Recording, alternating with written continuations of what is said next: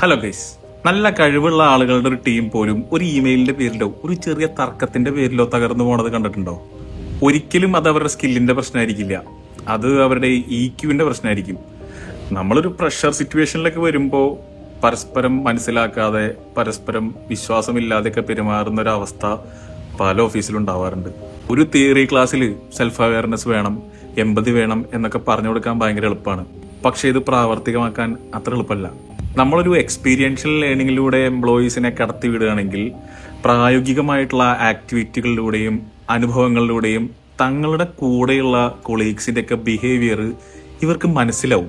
ഒരു പ്രഷർ സിറ്റുവേഷനിൽ ഓരോരുത്തരും എങ്ങനെ പെരുമാറുന്നൊക്കെ പരസ്പരം മനസ്സിലാക്കി കഴിഞ്ഞു കഴിഞ്ഞാൽ അതിനനുസരിച്ചുള്ളൊരു പക്വത മിക്കവാറും ആൾക്കാരൊക്കെ കാണിക്കാൻ സാധ്യതയുണ്ട്. അങ്ങനെയുള്ള ട്രെയിനിങ് സെഷനുകൾ നന്നായി വർക്ക് ചെയ്യുന്ന ഒരു ഗ്രൂപ്പ് എന്നതിനേക്കാൾ ഉപരി പരസ്പരം മനസ്സിലാക്കി വർക്ക് ചെയ്യുന്ന ഒരു പവർഫുൾ ആയിട്ടുള്ള കമ്മ്യൂണിറ്റിയാക്കി മാറ്റാൻ നിങ്ങളുടെ ടീമിനെ സഹായിക്കും. അങ്ങനെ മുമ്പോട്ട് പോകുമ്പോഴാണല്ലോ എല്ലാം ഭംഗിയാവുക.